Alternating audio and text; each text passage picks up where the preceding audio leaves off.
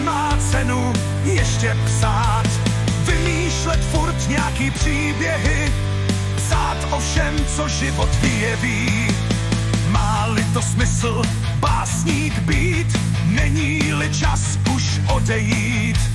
Nestrácet čas skládáním slov, zahodit jazyk, roztrhat sloh. Ve zkratkách taky začít žít, nečinně i život promarnit. Shakespeare se v hrobě obrací nad tvorbou vzniklou dotací. Násilím psanou, komercí štvanou, jeden se z toho pozvrací.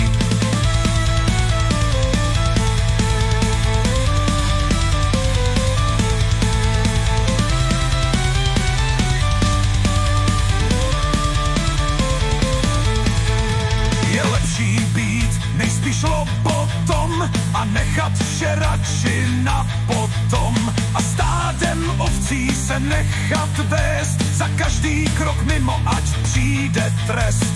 Má-li to smysl básník být, není-li čas už odejít. Nestrácet čas skládáním slov, zahodit jazyk, roztrhat sloh.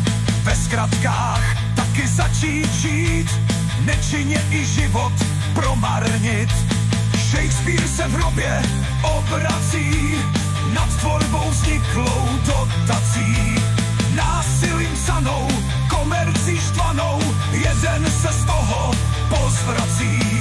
Jestli pak přijde nějaký zlom, ve mně ta touha umírá. I Sahara Heidel by rozezněl zvon, za to ať zbudí Shakespearea.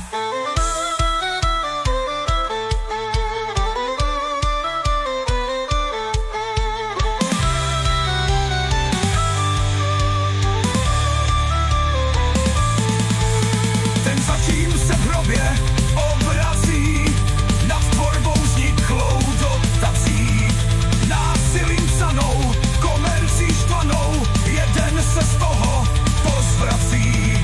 Shakespeare se v hrobě obrací nad tvorbou vzniklou dotací. Násilím psanou, komercí štvanou, jeden se z toho pozvrací. Shakespeare se v hrobě obrací nad tvorbou vzniklou dotací. Násilím psanou, komercí štvanou, jeden se z toho pozvrací.